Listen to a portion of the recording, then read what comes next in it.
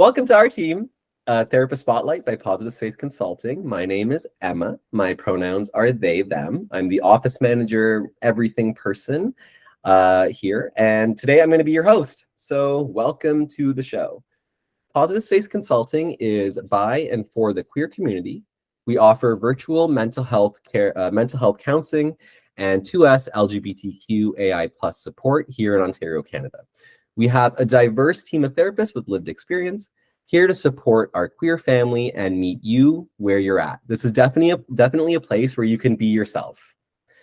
Our team at Positive Spotlight, a Therapist Spotlight, is a mini series focused on and about our team here at Positive Space Consulting to give you and our community and anyone interested the opportunity to get to know our unique and queer team a little better. Today we have a special guest. Their name is Steph Cooper. Their pronouns are she, her, and they are a registered psychotherapist qualifying with Positive Space Consulting. Welcome to the show.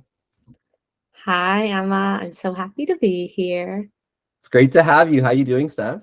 I'm good. I'm a little nervous, but I'm happy to be here. Yeah, I always get nervous before these things, but here we are. So before we begin, Steph, I'm just going to go through our land acknowledgement. Positive Space Consulting is a mental health care practice devoted to supporting the development of a society that thrives through including, valuing, and celebrating the inherent uniqueness in us all. It is also our mission to foster a deeper connection to self and to the world around us. Positive Space Consulting is a team of practitioners who identify as settlers and who live on Turtle Island. Positive Space Consulting recognizes that its practice and the contributions of its family of practitioners take place on traditional Indigenous territories across Ontario. We recognize the 46 treaties and other agreements that cover this territory, now called Ontario. Today, the province of Ontario is home to many diverse First Nations, Inuit and Métis people.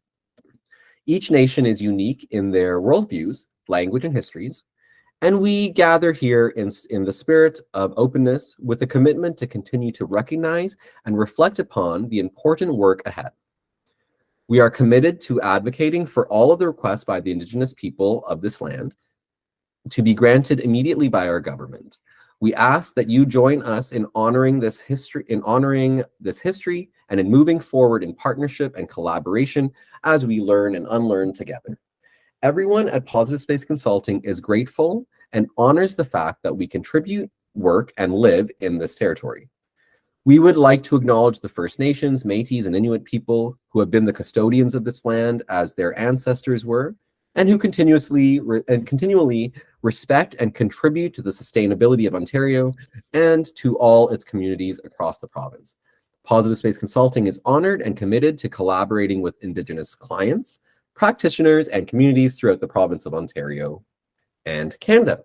Here at Positive Space Consulting, we are devoted to working only with therapists who are committed to the continual understanding through education, exploration, and engagement with Indigenous history, reconciliation, and the impacts of colonialism. We as a practice are committed to supporting the mental health of Indigenous practitioners and Indigenous 2S LGBTQIA+ folks accessing our services. Amazing. All right, Steph, are you ready to maybe get into it? As ready as I'll ever be. Now or never. So Steph, why don't we start off by getting to know you? Who is Steph? Why don't you give us a brief story about you? Sure. Full disclosure to the audience, Emma did provide me with the notes before, and when I read the note, who is Steph, I had to Google it. I'm like, how does someone answer this question? When I'm asked that, and I'm sure I ask my clients that too, it's like, who knows, right? Who knows who I am? But, as I reflect on, I guess, who I am, I think about like my core values. So I have, through like a lot of reflection, have come to identify 3 core values of my own. So that's connection, curiosity, and well-being. And, I like to think that who I am reflects those core values. A little bit like about myself. I love being outdoors. I feel like the most connected to myself when I'm in nature. I love pets. I don't have a pet, and I am sad about that. I also have a deep connection to my Kindle. I love to read, and I feel like my Kindle is like my comfort zone. I love moving my body, which like moving my body outdoors, and whether that's like going on a walk, being in nature. I love camping. Oh, I also love food. I live downtown Toronto, so it's like a great place to get delicious food. Um, you know, who I am, I'm also a therapist, I guess. But I'm also like a human being. I'm a queer person who, is loves connecting with other people. And that's kind of how I found myself, not only at Positive Space, but as a therapist. Yeah. Wow, that's so beautiful. I thank you for sharing that. I want to like get a little deeper in there. If you were to have a pet, Mm-hmm. what kind of pet would you have? Oh my gosh. So I'd have a dog, of course, for me. But I live in a small Toronto apartment, so I don't think a dog right now would fit. Like a Saint Uh, Bernard. yeah, maybe not that big.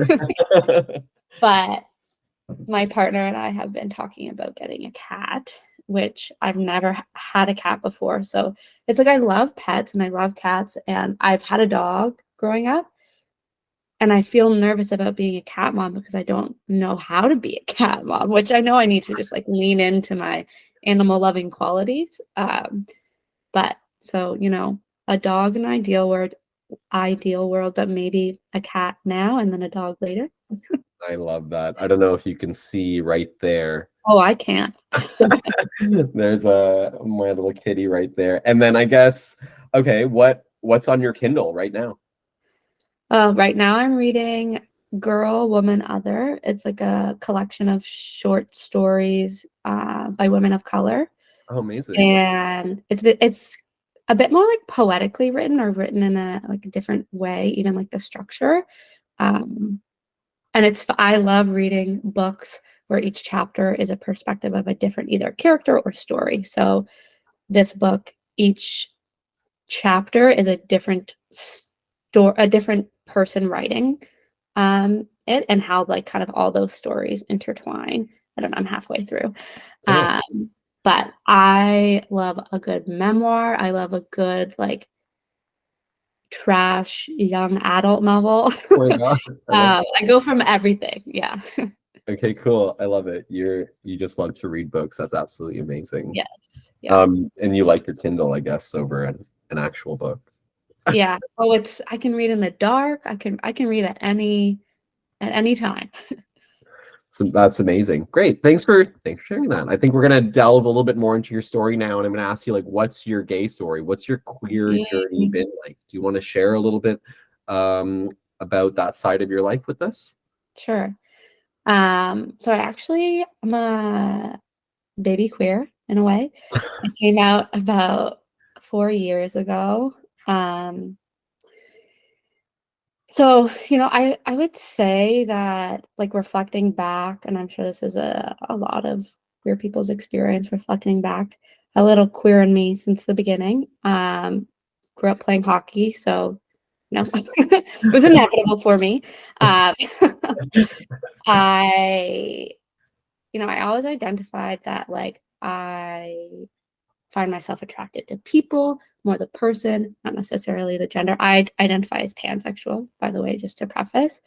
Um, and I had about 4 years ago, I found myself falling in like with a woman who I'm now with. And you know, it was just,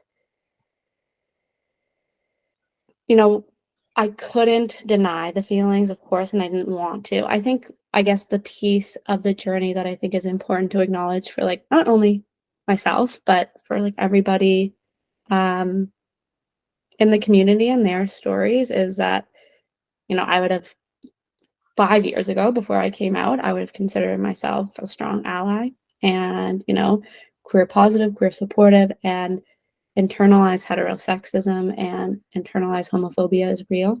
I think I really experienced that coming out, or like accepting this part of my identity, in the sense that it was harder for me to accept this part of my identity than I thought it would have been, from, the social circles I ran in, and, the family that I grew up in. And it was a time of like deep reflection, deep challenging, and I described the time as like bittersweet. I lost my straight privilege, which that is hard to do.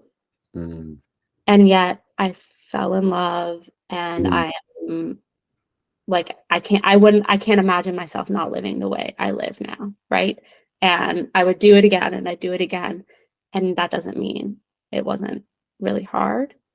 And my therapist actually helped me get or process all of that, and probably one of the reasons why I'm here today. um and I, would love being a part of people's like queer journey, whether that's like Mhm. decades into their queer journey, at the beginning of their queer journey. It's all beautiful. Yeah, thank you for sharing that. I Mhm. think a lot of us here who work at Positive Space, or who might be listening, reading, or watching, might be able to reflect on their own coming out story, or might not have their coming out story yet. Mhm. It's it's kind of it's kind of sucks sometimes, but it's also a beautiful, a unique thing that queer people have to go through. And I think it gives us the opportunity to maybe like just appreciate sometimes Mhm. being queer.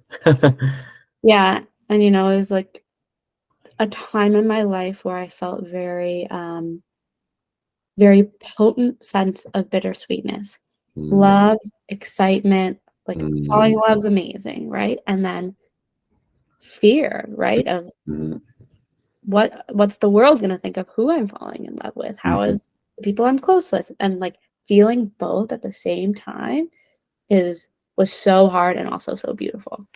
I think one of the reasons both of us are here is to break down that heteronormative structure a Yes. bit and give a little bit of space to that queer structure that also exists within it. And Mhm. that leads us on to our next question, Mhm. because I very much know why you're here at Positive Space Consulting and why you do the work that you do in social work. But do you want to elaborate on that for everybody today, on like what inspires you to work with a place like Positive Space Consulting, but also do work like social work, and what brought you to that field? And I think you already touched on that a bit in the other question. Mhm. Okay, it's gonna sound cheesy, but I promise it's genuine. My clients inspire me. um, But I cheesy. well, it feels like such a cliche answer, but it's so true, right? And as I said at the beginning, my one of my core values is like connection and curiosity, and like I get to do that my job every day with beautiful human beings, beautiful queer human Yeah. beings, and that's so inspiring, right?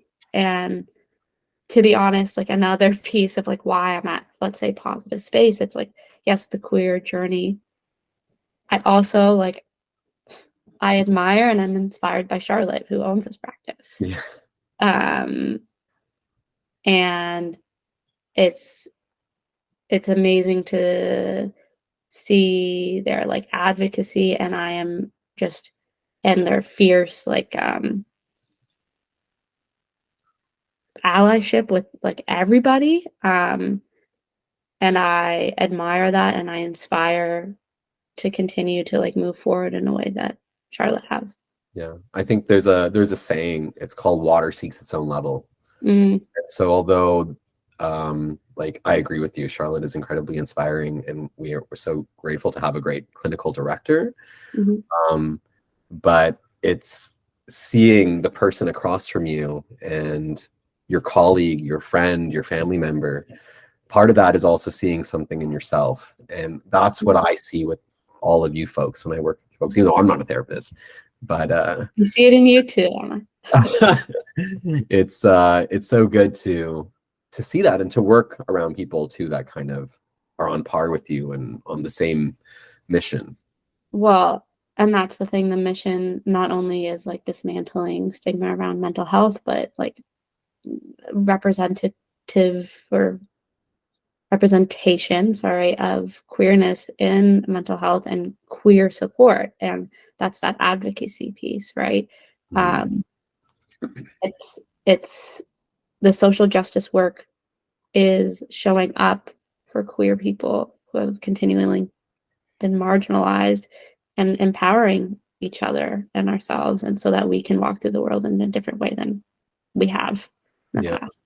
Yeah. And that's, I think I say this at every one of these. I mean, that's, I think, why we all do this, to give back in a way, and to give something that we didn't have when we were younger, and especially now with how the world is. And so we're all in this together here. And yeah. And that goes and leads on to the next question, which is which is going to talk a little bit briefly about your therapeutic approach.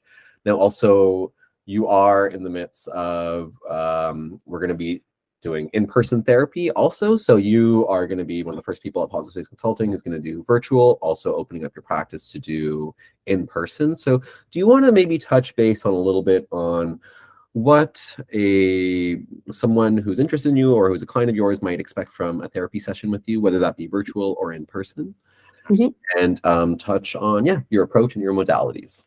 Yeah. So I always tell my clients in their consults, therapists can lean more towards like the clinical structured side, and the other side is kind of like a casual, more relational approach. And on that spectrum, I'm definitely on the more unstructured yet, relational and supportive approach. I'm a human being, and I'm going to show up as my full human being to sessions, and you're going to feel that. It's not going to feel like there's this like clinical person on the other side. We're having real human connection. That's what my goal is to create in our work together. There's a couple of modalities that I do lean on. So relational cultural therapy and emotion-focused therapy. Relational cultural therapy is this idea that we are always in relation with each other, and healing and relief can come from mutual growth fostering relationships. And the first relationship that we will do that in is the therapeutic relationship. So we really focus on leaning towards building a foundation that is built on like safety, trust, and that human to human connection, while taking into consideration, our identities and how they impact our relationships, how they impact our relationship with self, how it impacts how the world takes on us. And those are kind of like the pieces that we work on and focus on in session. And then the emotion-focused therapy piece is this idea that our emotions are always telling us something. Our emotions are telling us what we need. And in a lot of scenarios in life, we're not provided the opportunity to slow down and listen to those emotions. And in the work that we do together, if you were to work with me or if a client were to work with me, we're going to slow down and listen to your needs and to those emotions. And that's kind of what I kind of share with my clients. And I hope that they feel not only that I'm a human being sitting on the other side of the room or the virtual room with them, where I am having a real authentic human connection to them, and that relationship and the emotions that come up within that is where the beauty and the relief and the growth happens. Wow, amazing! Thank you for sharing that. I think that's an important thing too when people are looking for clients, or looking for a therapist on They have no idea what to kind of look for. But yeah, thanks for sharing that. And that leads us on to our last question, which is, do you have a message of hope or something insightful you'd like to share with people that are within our community or who are watching, who might want to join? Yeah, you know, the world we live in today has definitely reduced the stigma around mental health, and it's more socially accepted to reach out for support. And yet it's still, I just want to like reiterate and highlight that it's still really hard to be vulnerable. It's really hard to open yourself up, and especially to a stranger if you were to work with me. And though the stigma of like showing up for therapy is lower, that doesn't mean it's still not hard to do. Especially being a part of a community when we are vulnerable, it makes us exposed to more hurt or hate. And I guess positive space, whether that's with me or any of the other therapists or working with Emma, when you're communicating with them, like, though it'll feel vulnerable, it's always going to feel safe. Yeah, that's something that is really big for all of us here, especially to tell our people in our community that you have somewhere safe. And that's one of the reasons that we're trying to do these interviews too, is to give folks a little extra, so that you just have that little extra safety to find the right person, because one of the biggest decisions you're going to make for yourself will be in your therapeutic journey when you decide or have the means to do that. And it's important to find someone that works well with you. And on that, I want to thank you, Steph, for being vulnerable with us today, for sharing, for opening up. I know something like this can be a little bit different from what you're used to. Normally you're the other way around.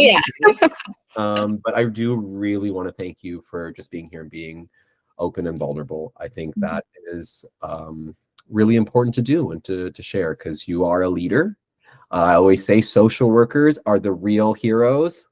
Social workers and psychotherapists are the real heroes, encompassing therapists, all in one group there, because the work you all do is incredibly important in there. And so on that note, that wraps up our team, a therapist spotlight here at Positive Space Consulting. If you want to learn more about Steph, and if you are an Ontario resident and you found yourself resonating with her and would like to receive support from her, please head over to positivespaceconsulting.ca. When you're there, you can go to our contact page and book a free 20-minute consult with Steph, where you can have a free 20-minute phone call with them to see if they are a good fit for you. As the office manager, I get all those emails. So if you end up hearing about Steph through this video, please let me know. And if not, just say, hi, Emma, nice to see you. I also want to take this opportunity to thank everybody out there, either watching, listening, reading the show today. It's all of you folks in the queer community and all of you who stand with us. The reason me and Steph and people in Positive Space Consulting do what we do. We are here for you, and we're here. We are queer, and we're absolutely not going away. So Steph, thank you so much for being here. Thank you, Emma. Have a good day. See you in the next one. Bye.